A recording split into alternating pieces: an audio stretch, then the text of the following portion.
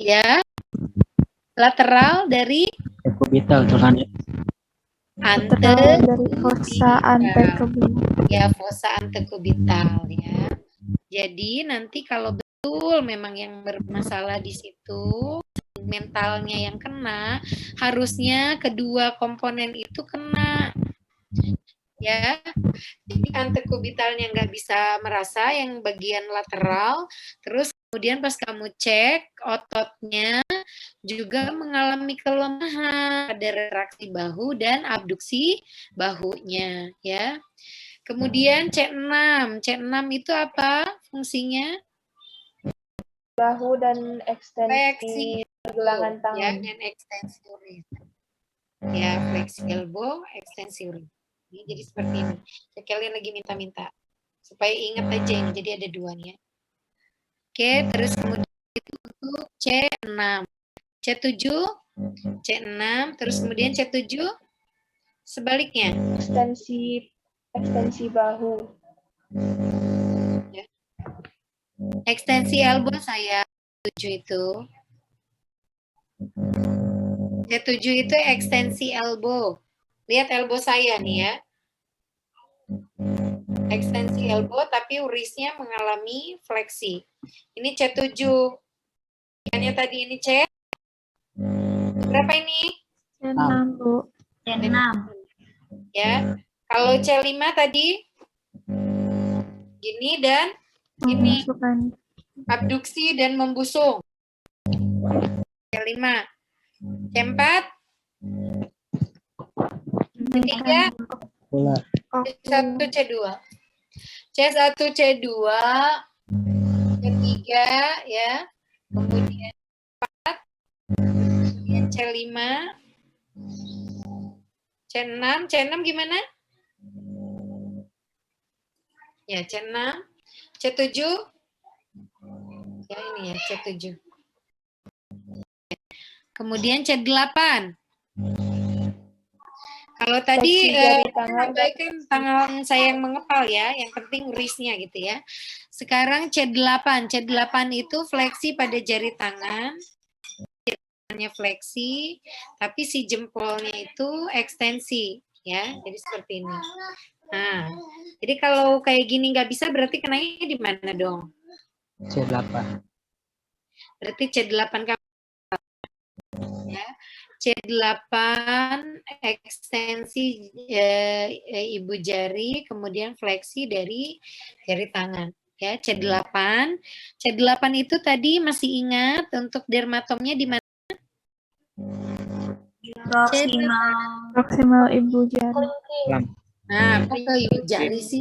Kelingking. C8. Jari. Ya. Ya, harus bisa dibedakan. Oke, sekarang T1. Jari abduksi dan adduksi.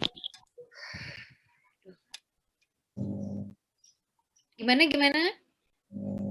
Jari abduksi dan adduksi. T1 itu fingernya itu abduction. Ya.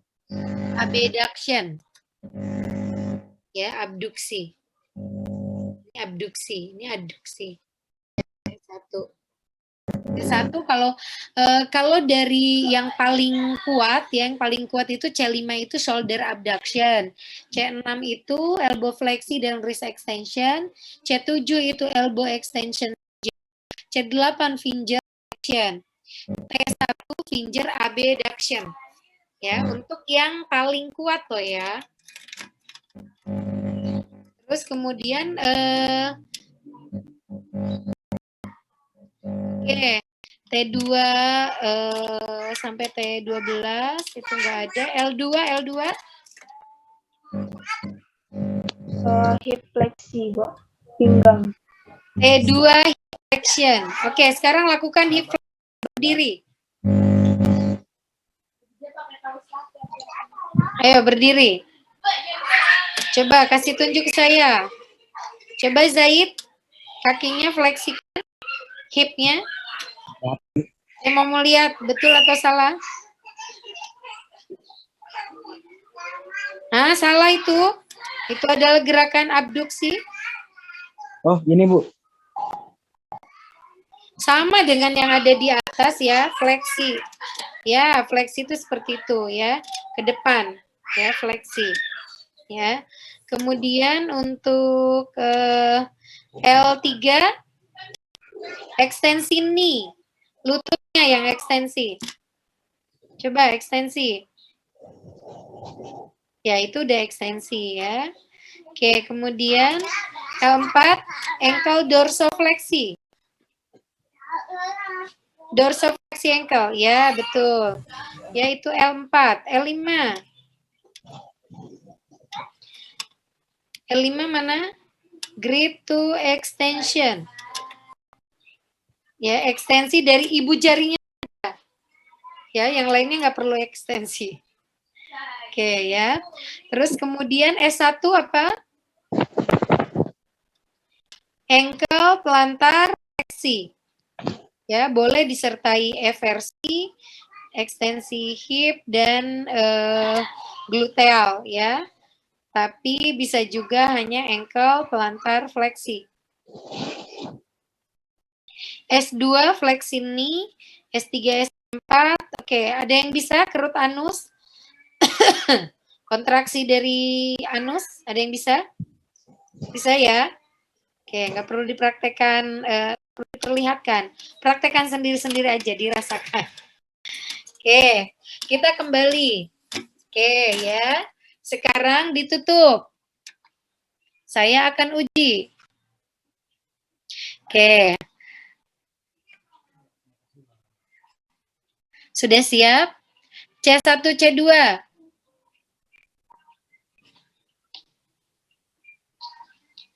Ayo. C1, C2. Oke. Ini Muhammad Rizky Anugrah, Aris, Indah, Putri. Pada kemana ya? Reza. Ayo semuanya lakukan gerakan. Karena gimana kita mau melakukan pemeriksaan pada pasien kalau kita nggak tahu. Saya itu joinnya dua itu Bu. Oh, Dua baik. device. Oke, Laptopnya nggak bisa ya. Giska, Reza, kemana ya orangnya? Giska, Reza, Giska. Oke, Giska Alpa ya hari ini ya. Reza juga ya berada. Ini kemana nih Giska sama Reza? Oke, sampaikan ke Giska dan Reza, lain kali kalau memang nggak mau kuliah, jangan ikut Zoom sekalian. Kalau ikut Zoom tuh perhatikan ya. Mana? Ayo Reza, lakukan gerakan semuanya. Giska, mana Giska? Interupsi. Ya. Tadi Giska sinyalnya sedang buruk Bu. Oke, nanti diminta untuk masuk lagi ya. Baik Bu. Oke, sekarang lakukan untuk C6. C6 tadi yang paling gampang. Ayo, C6. Ah, ada yang salah. Ah, Nadia belum tepat. Ah, ya, yang lain.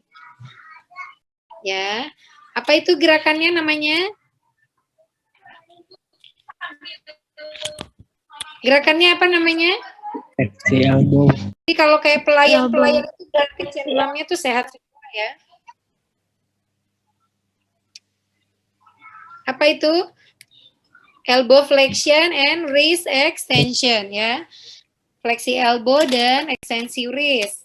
Oke, sekarang coba C8. C8 mulai dari sensorik dan motorik. C8 itu motoriknya, sensoriknya? Sensoriknya di mana? Sensorik. Kalau sensorik berarti dermatom.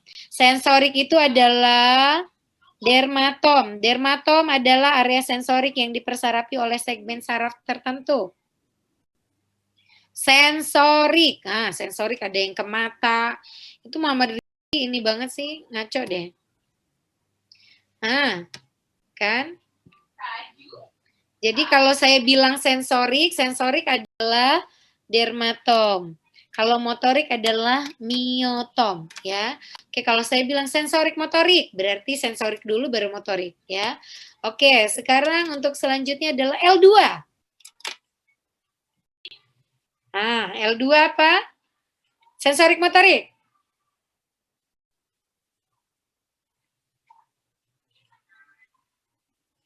Ada yang bisa menjelaskan sensoriknya di mana? Sensoriknya antara apa dengan apa? Ini poin antara ligamen inguinal dan ini baru aku lupa. Antara T12 sama L3. Ya, antara ligamentum inguinalis dengan tadi kalau L2 itu letaknya antara antara T12 dan L2. L2-nya di mana tadi? Di bagian anterior dari paha ya, antara apa dengan antara inguinal dengan kondil tadi. Femoris kondil ya. Oke, bagian medial. Oke, itu. Terus kemudian untuk gerakannya tadi apa? Apa gerakannya? Sebutkan aja. Refleksi. Oke. Sekarang C5. Motorik sensorik. Motorik dulu. C5. Ayo. Iya. C5, gerakan, Nilzam, Noval, mana gerakannya, Angel, Nabila, ngaco nih, udah mulai pada ngaco nih, kan, ternyata nggak semudah yang dibayangkan ya. C5 tadi gerakannya apa, ayo? Shoulder abduksi, shoulder abduksi dan Retraksi bahu. kan membusung dan Membusungkan dada. ya retraksi dan abduksi. Ya, kenapa tadi ada yang gini-gini? Kalau gini-gini elevasi C berapa ingat? C berapa yang elevasi bahu tadi yang saya permasalahkan? C4, Bu. Elevasi bahu C4 itu untuk miotomnya. Dermatomnya C4 di mana? Akromio dan Acromioclavicular joint. Oke, saya rasa cukup ya. Ini udah kelompok 5, kelompok 6 saya rasa nanti saja hari Jumat kalau ada waktu ya. Kelompok 6 itu tentang apa ya? Kelompok 6 tentang apa? Nervina. nervina. Oh iya, nervina ini cukup berat ya. Nanti saya cek. Untuk nervina itu ini banyak ya, kurang benar. Kita lihat apa itu area nervina.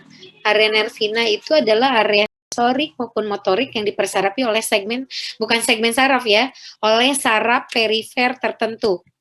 Kalau area miotom dan dermatom, miotom itu adalah area motorik yang dipersarapi oleh segmen saraf tertentu.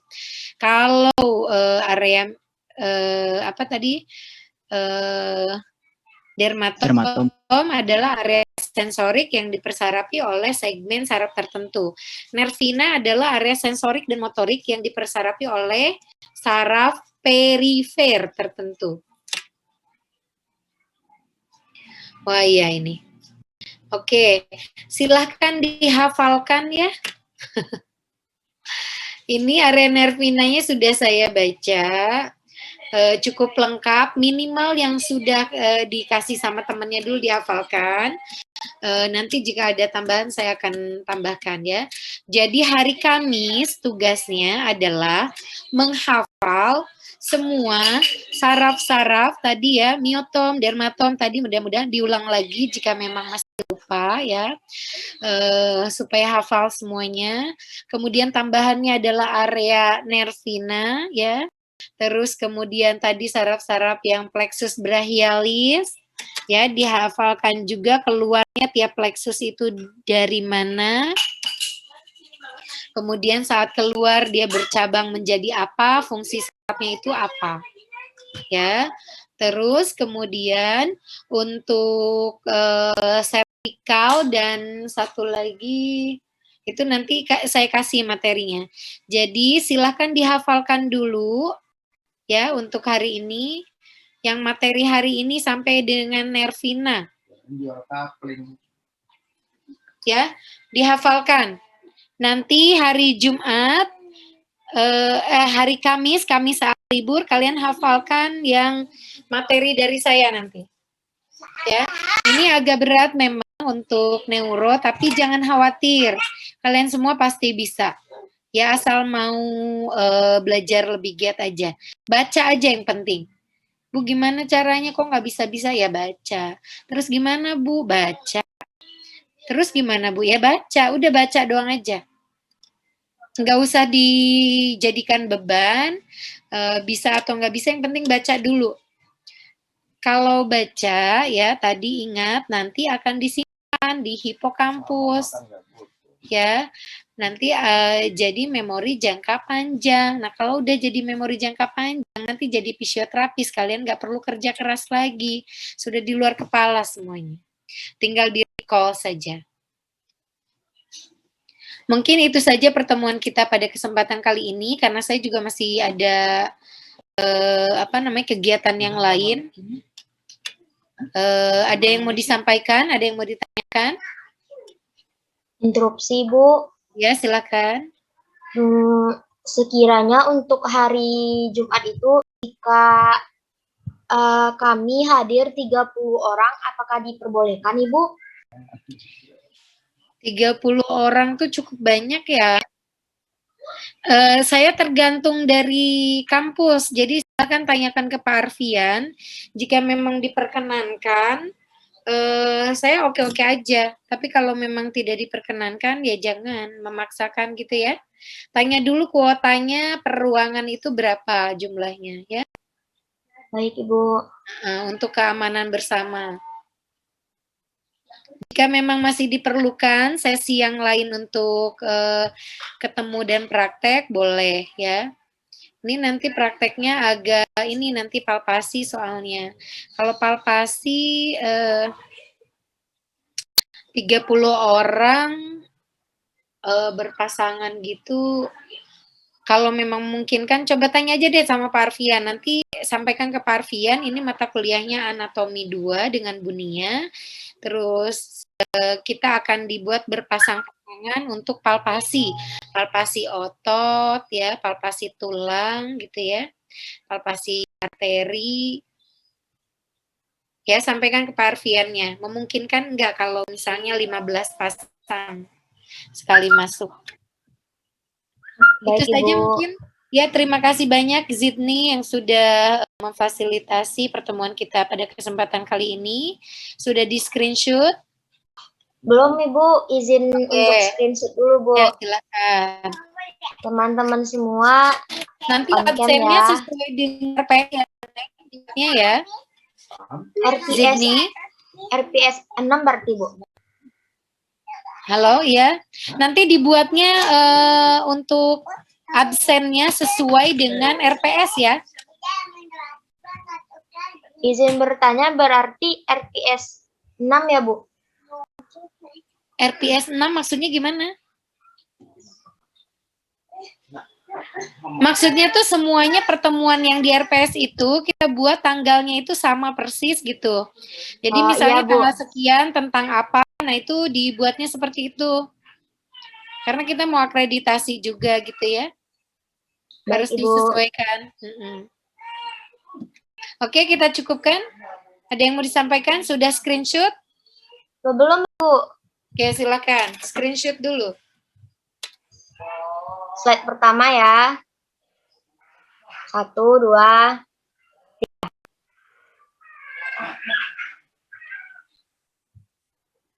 slide kedua.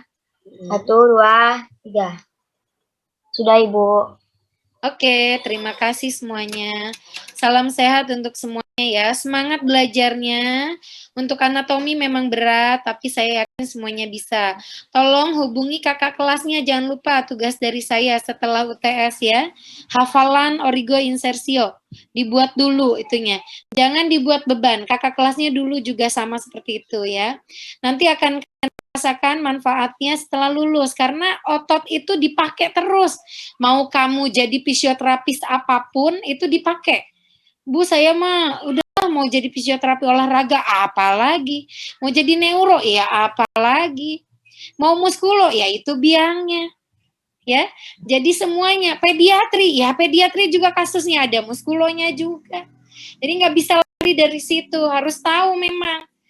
Jadi masa iya udah bergelar sarjana, apalagi nanti kalian profesi, ditanya otot supraspinatus aja nggak tahu. Aduh, di mana ya? Nanti dosennya siapa anatomi? Bawa nama saya pula. Aduh, jangan deh. Ya, jadi please semuanya belajar ya, semangat. Ya, jangan dibuat stres, dibuat happy, tapi happy-nya happy sambil dijalani gitu. Jangan dihindari.